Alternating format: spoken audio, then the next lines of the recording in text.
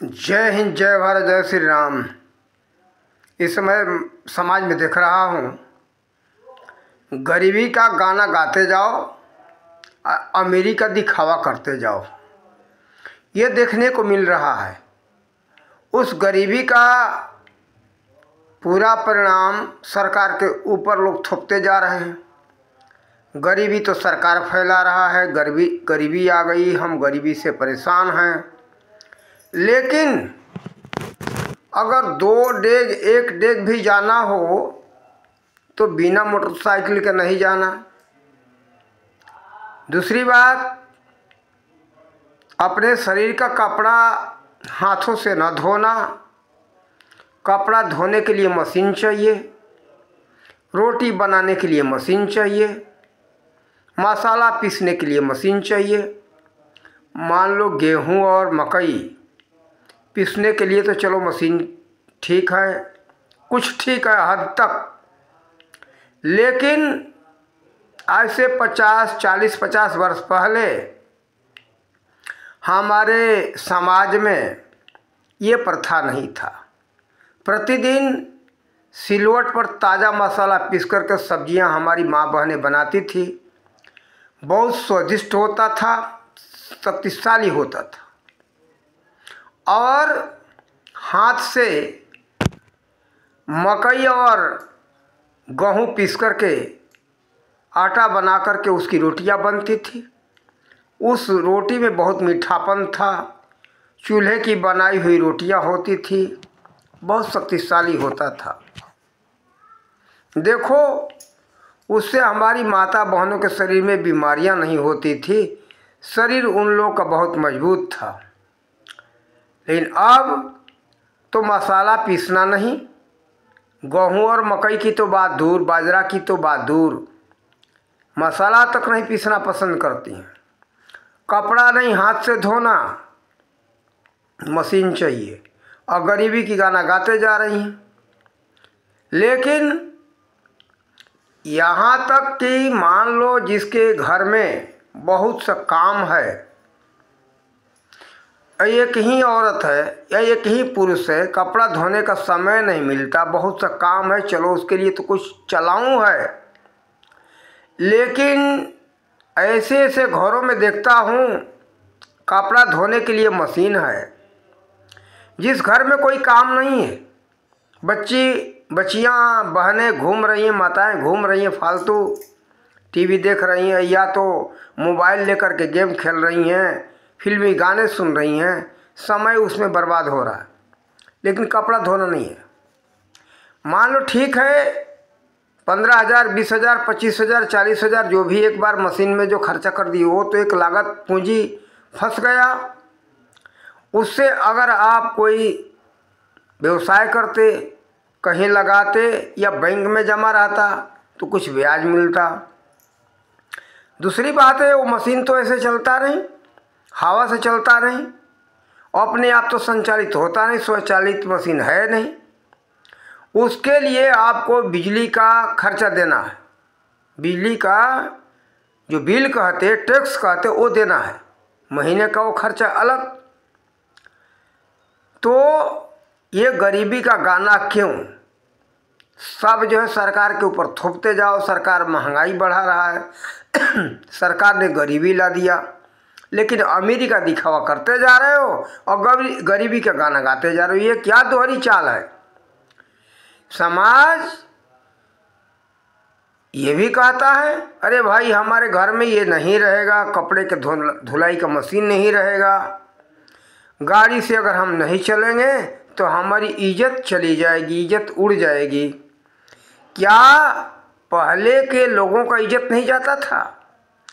आज के नई पीढ़ी के लोगों का इज्जत जा रहा है। तुम्हारी इज्जत इतनी हल्की रुई जैसी हो गई है कि उड़ जा रहा है। पहले के लोगों का इज्जत नहीं उड़ता था। उन लोगों का देह में बीमारी नहीं थी और स्वस्थ थे, धनवान थे। गरीबी का गाना वो लोग नहीं गाते थे कि हम गरीब है, गरीबी से परेशान है। लेकिन अब तो लोग गरीबी की गाना गाते जा रहे हैं, अमीरी का दिखावा करते जा रहे हैं। हम अमीर हैं, ये क्या है दोहरी नीति? ये तो दोहरी नीति हम मानेंगे ना। सरकार के ऊपर थोपते जाना कि सरकार तो हमको गरीब बना दिया, सरकार गलत है, टैक्स बढ़ा रहा है। भाई टैक्स तो बढ़ेगा ही, खर्चा बढ़ेगा तो टैक्स बढ़ेगा। जानते हो ये भारत की उल्टी रीति है कि जिस चीज़ का बिक्री अधिक होता है, जिसका मांग अधिक होता है, उसका कीमत बढ़ जाता है। मांग घटा, कीमत घटा। यहाँ उल्टा हम रीति। अरे भाई अगर बिक्री अधिक बढ़ गई तो उसका कीमत कम कर दो। मान लो कम बचत होगा तो आपको अधिक लाभ होगा, काहे कि बिक्री बढ़ गया। अगर मान लो किसी सामान पर 1 रुपया किलो ही बचता है, 100 किलो बेच दिए तो 100 रुपया बच गया, अधिक बिक्री है। तो अब ये देखते कि दिन भर में 1 किलो बेचना और उसका कीमत और कम कर देना, काहे कि बिक्री नहीं है। उस पर बचता है आपको मात्र केवल किलो प्रति 10 पैसा। कितना बचा? मात्र 10 पैसा मिला। लेकिन उल्टी रीति हम देख रहे हैं, जिस चीज़ का कीमत बिक्री अधिक हो जाता है उसका कीमत लोग बढ़ा देते हैं। यही भारत में हम देख रहे हैं अपने, पता नहीं विदेशों में क्या यही रीति है कि क्या। लेकिन ये हमारा जब होश जब से हुआ तब से हम ऐसा देख रहे हैं। ऐसा नहीं होना चाहिए। बिक्री बढ़ गया तो उसका कीमत कम कर दो, ताकि लोगों को राहत मिले और लोग खरीद के अच्छा ढंग से सबको राहत मिले। अधिक कीमत मत बढ़ाओ। लेकिन लोगों की उल्टी नीति है, लूट लो। कीमत बढ़ गया तो बिक्री बढ़ गया तो कीमत बढ़ा दो, महंगा बेचो। कीमत अगर घट गया तो लुटाओ, अपने जेब से लुटाओ। ये है लूटो और लुटाओ की नीति चल रही है हम देश में, अपने देख रहे समाज में। तो ये गलत है, ऐसा नहीं होना चाहिए। देखो अब ये कहाँ से बात कहाँ आ गया। लेकिन ये हम कह रहे हैं, देखो भाई ऐसा क्यों कर रहे हो? गरीबी है तो गरीबी में कपड़ा ये दिखावा क्यों कि हम भी अमीर हैं? यही है ना कि हम भी बहुत बड़े अमीर हैं। वो करोड़पति है, उसके घर में कपड़ा धोने का मशीन है, तो हमको भी वो करोड़पति है लेकिन वो काम में लगा हुआ है, उसके पास बहुत से काम है, उसके घरों में बच्चा बच्चियाँ औरतें सब खाली नहीं बैठी हैं, उनके पास काम इतना है कि सब लोग काम में लगे हुए। इसलिए वो कपड़ा धुलाई के लिए मशीन रखे, रोटी बनाने के लिए मशीन रखे, तो भी उनके लिए कोई दिक्कत नहीं, कारण कि दूसरे तो कई कामों में लगे हुए, उनकी आय का स्रोत बना हुआ। आपके आय का स्रोत है नहीं, लेकिन देखी देखावा में आप अपना बर्बाद कर रहे हो। पैसा नहीं है फिर भी अपना दिखावा कर रहे हो कि हम भी पैसे वाले हैं, और फिर भी गरीबी का गाना गा रहे हो। क्यों गरीबी का गाना गा रहे हो? तो ऐसा नहीं करना चाहिए। गरीब बन करके रहो। देखो दिखावा करने से कोई अमीर नहीं होता। अमीर तो कर्मों से होता है, भाग्य से होता है। भाग्य की भी बात है, कर्मों की बात है। मेहनत करो, सब कुछ प्राप्त करो। सकल पदार्थ यही जग माही, कर्म ही नर पावत नहीं। सब कुछ प्राप्त होगा, लेकिन दिखावा करने से कोई फायदा नहीं है। हम ऐसे लोगों को देखते, गांव में ही 2 डेग जाना हो मोटरसाइकिल से जाएंगे। इससे कई प्रकार के नुकसान है। आपके चलोगे, आपका स्वास्थ्य भी ठीक रहेगा। दूसरी बात, पैसे बचेंगे और प्रदूषण नहीं फैलेगा। लेकिन लोग जानबूझ करके प्रदूषण फैलाते जा रहे हैं। प्रदूषण का कारण है बहुत सी बीमारियां बढ़ रही हैं और मौसम में परिवर्तन होता जा रहा है। आज से हमने 40 वर्ष पहले देखा था उत्तर प्रदेश में ये कुहेसा नहीं होता था। हम 1974-75 में हम बिहार से आए तो हमने देखा वहाँ कुहेसा नहीं होता था, कोहरा नहीं होता था, धुंध नहीं होता था। ये सब शुरुआत हुआ 82-83 के बाद। और अब तो ऐसा हो रहा है कि महीनों महीनों दिन सूर्य दिखाई नहीं पड़ता। सबसे पहले पाल हमने उत्तर प्रदेश में देखा 1983 में, लगातार 3 महीना तक सूरज दिखाई नहीं पड़ा। तो ये प्रदूषण का कारण है। उस समय फसलों में बीमारियां कम होती थी, प्रदूषण बढ़ता जा रहा है, मौसम में परिवर्तन होता जा रहा है और कीड़े मकोड़े हानिकारक बढ़ते जा रहे हैं।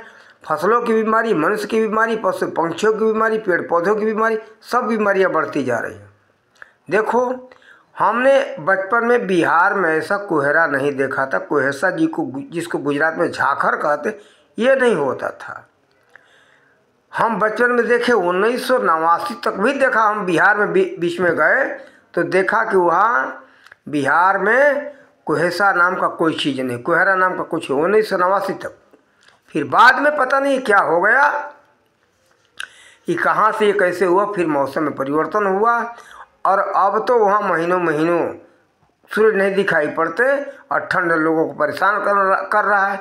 उससे नाना प्रकार की हानि हो रहा है, फसलों में कीड़े लगते हैं। पहले यही देखते थे कि उत्तर प्रदेश में चना में, मटर में और अरहर में, जिसको गुजरात में तुअर कहते, उसमें कीड़े नहीं लगते थे, दाल दलहन फसल अच्छा होता था। अब तो सभी दलहन फसलों में बीमारियां लगने लगी, फसल नहीं हो रहा है। इसके कारण से दाल की महंगाई अधिक बढ़ गई। तो देखो, ये सब ज़्यादातर हमारे समाज में मौज मस्ती और दिखावा के कारण लोग ऐसा करते जा रहे हैं, और करने से उससे सबसे बड़ा हानि है प्रदूषण। प्रदूषण से बीमारियां बढ़ रही हैं, मौसम में परिवर्तन होता जा रहा है, उससे नाना प्रकार का हानि है। किसको नहीं मालूम है, लेकिन सब लोग जानबूझ करके ये अपने जान पर घात का लगा रहे हैं, अपने जान के बाजी लगा करके लोग प्रदूषण बढ़ाते जा रहे हैं। किसको नहीं मालूम है कि ये जो है, ये पटाखे से कितना प्रदूषण फैलता जा रहा है। लेकिन देखो, सबको लोग जानते हुए दीपावली के अवसर पर पटाखे छोड़ते, और शादी विवाह है या कोई भी खुशहाली का समय आया तो पटाखा छोड़ करके वो खुशहाली मनाते हैं।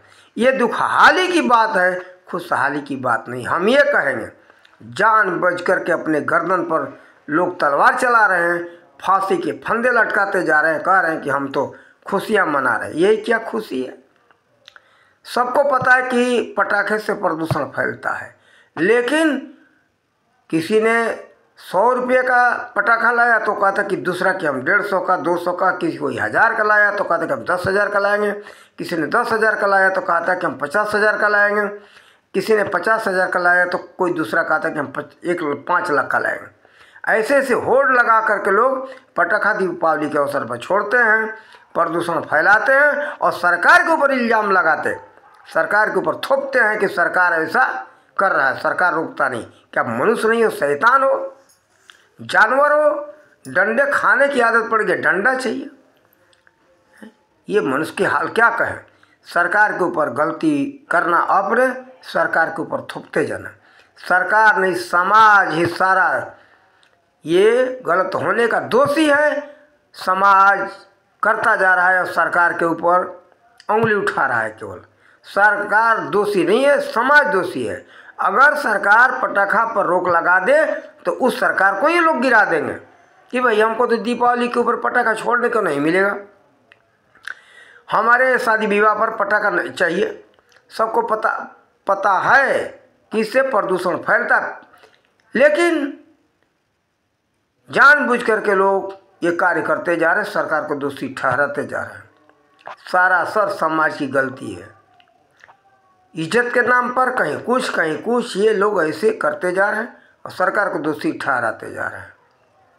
प्रदूषण का सारा जिम्मेवारी हमारा समाज है। बढ़ते हुई महंगाई का जिम्मेवारी हमारा समाज है। इसके ऊपर भी मैं पहले वीडियो डाल चुका हूँ, ये इसमें नहीं बताएंगे। महंगाई का कारण ये समाज ही है, कुछ भी हो समाज ही है, सरकार के कोई दोष नहीं है। तो आप लोग सोचो समझो, आपकी इज्जत इतनी हल्की नहीं हो गई है कि इज्जत रुई के जैसा उड़ रहा है। ये नहीं करेंगे तो हमारी इज्जत चली जाएगी, वो नहीं करेंगे तो गाड़ी नहीं रहेगी तो इज्जत चली जाएगी, घर में मशीन नहीं। अरे भाई परिश्रम करो थोड़ा, शरीर भी स्वस्थ रहेगा। देखो हमारे ऊपर बीती हुई बात, हम कभी कभी जो है कि स्कूटी रखते चलाते, और जब कुछ दिन चलाने लगते स्कूटी चलते तो घुटने में दर्द होता है। इस समय हम साइकिल चलाते, जब से साइकिल शुरुआत किया घुटने का दर्द चला गया। देखो परिश्रम अधिक करने से भी हानि है और न करने से भी हानि है। परिश्रम करो, शरीर स्वस्थ रहेगा। देखो उसमें क्या है, शरीर का संचालन होता है।